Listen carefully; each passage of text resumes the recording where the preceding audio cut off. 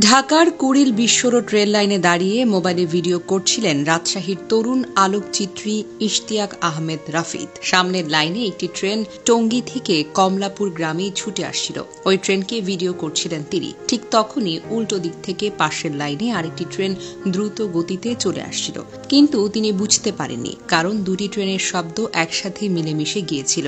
সামনের ট্রেনের শব্দই হয়তো তিনি ধরেছিলেন, ভেবেছিলেন শব্দ যেটা শুনছেন সেটাই হয়তো ট্রেন, অথচ পাশে আরেকটা ট্রেন ছুটে আসছিল যেটা তার নজরে পড়েনি। সে বিভ্রান্তির ফাঁদে পড়ে কয়েক সেকেন্ডের মধ্যেই ঘটে গেল এক ভয়াবহ দুর্ঘটনা। রাফিদের সঙ্গে থাকা তার খালাতো ভাই মুস্তাফিজ অনেক চেষ্টা করেও তাকে সতর্ক করতে পারেনি। চিৎকার করে বলছিলেন, ভাইয়া ভাইয়া ট্রেন আসছে, কিন্তু ইশতিয়াকের কানে সেই শব্দটুকু পৌঁছায়নি।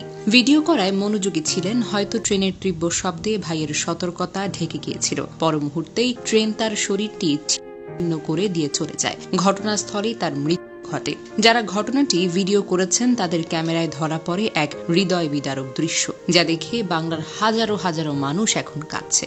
ইশতিয়াক আহমেদ রাফিদ ছিলেন রাজশাহী কলেজের বাংলা বিভাগের একজন মেধাবী শিক্ষার্থী। শুধু লেখাপড়ায় নয়, ছিলেন একজন অনন্য ফটোগ্রাফার। তার তোলা প্রতিটি ছবি ছিল জীবনের গল্প, আলো ছায়ার কারুকাজ। তার ফেসবুক প্রোফাইলে চোখ রাখলে বোঝা যায় তিনি ছিলেন একজন সংবেদনশীল, রুচিশীল এবং নির্মল মননের মানুষ। কয়েকদিন আগে ভাইরাল হয় তার একটি অসাধারণ ফটো অ্যালবাম, যা দেখে বহু মানুষ তার ভক্ত হয়ে গেছেন। নিজেই তিনি বলতেন, সুখী আলোকচিত্রী। আর সত্যি, তার চোখে ছিল জীবনের সৌন্দর্য খোঁজার আকাঙ্ক্ষা। মানুষের হাসিমুখ, প্রকৃতির রং, শহরের আলো, সবকিছুকেই তিনি এক নতুন মাত্রায় তুলতেন ক্যামেরায়। তবে ট্রেনটি একটি ভিডিও দিতে গিয়ে তিনি নিজেই চিরতরে থেমে গিয়েছেন।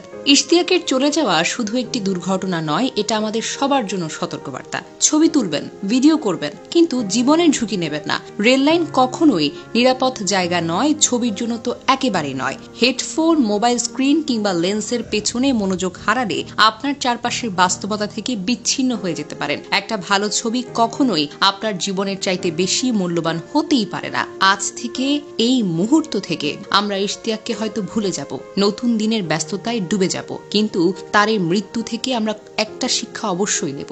সতর্ক থাকি, নিরাপদ থাকি, অন্যদেরকেও সতর্ক করি। আল্লাহ আমাদের এই প্রিয় তরুণ আলোকচিত্রী ইশতিয়াক আহমেদকে জান্নাতুল ফেরদাউস দান করুক, তার পরিবারকে ধৈর্য দান করুক। ভালো থাকুন ওপারে ইশতিয়াক ভাই। আপনি হাসতে চেয়েছিলেন, সবার মুখে হাসি আনতে চেয়েছিলেন। আপনার সেই হাসি আজ সবার চোখে জল নিয়ে এসেছে।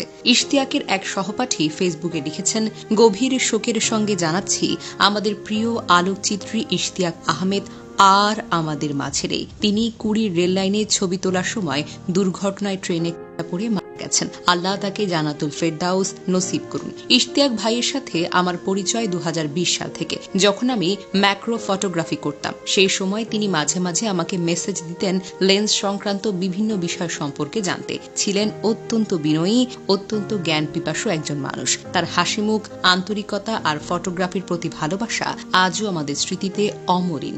মৃত্যু কখন, কিভাবে, কার কাছে আসে কেউ সেটা জানে না, কিন্তু কিছু সতর্কতা আমাদের জীবনকে রক্ষা করতে পারে। আপনাদের সকলের প্রতি বিনীত অনুরোধ, ফটোগ্রাফি অবশ্যই করবেন, তবে জীবনের ঝুঁকি নিয়ে নয়। একটি ছবির চেয়ে আপনার জীবন অনেক বেশি মূল্যবান। আল্লাহ ইশতিয়াক ভাইকে জান্নাতের সর্বোচ্চ স্থান দান করুক। আমাদের সবার জন্য এটি একটি তীব্র বেদনাদায়ক ক্ষতি।